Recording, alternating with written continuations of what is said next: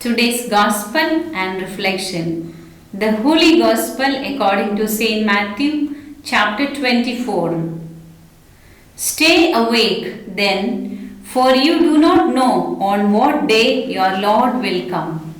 Just think about this. If the owner of the house knew at what time of the night the thief would come, he would stay awake to prevent him from breaking into his house.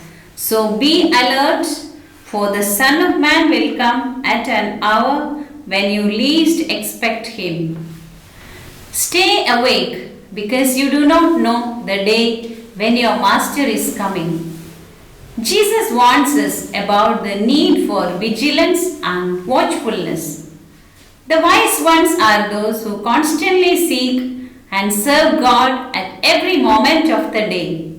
They find happiness at the present times, and Jesus will not be a stranger when he calls them to himself. Jesus urges us to take the longer view, to believe that God is in charge of human history and wants us to play our part in bringing it to completion. We are to be faithful and wise and live as if the Son of Man were just about to come.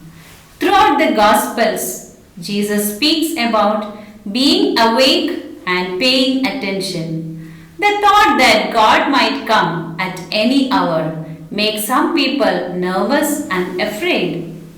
If we allow Jesus lead us into a deeper love of God, we realize that we have nothing to fear, because the time of our Lord's coming is very uncertain. His parting words, "I come quickly," obliges us to be always expecting Him. Jesus enters into our lives when we least expect Him, meaning to say, we have to be vigilant as good stewards, doing every bit of our work so faithfully. There is no time of leisure for a faithful servant, as his heart and mind is always fixed on the Master. The example of the 5 wise virgins reminds us that we need to be ready with our lamps lit with full of oil. The bridegroom came when the wise were slumbering. Since their lamps were ready with oil, they could welcome the bridegroom.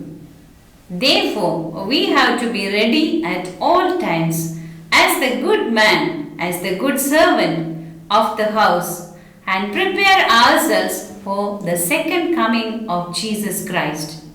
In our busy life, we may face an ongoing temptation to jog along in the present as if there were no significant changes to be made in our lifestyles. Quite often, we speak of the poor and miserable state of the world, but we may not do much to make it better. The Lord has entrusted each one of us with a mission in this world. However small or big it may be, we need to be grateful to God for having found us worthy of it.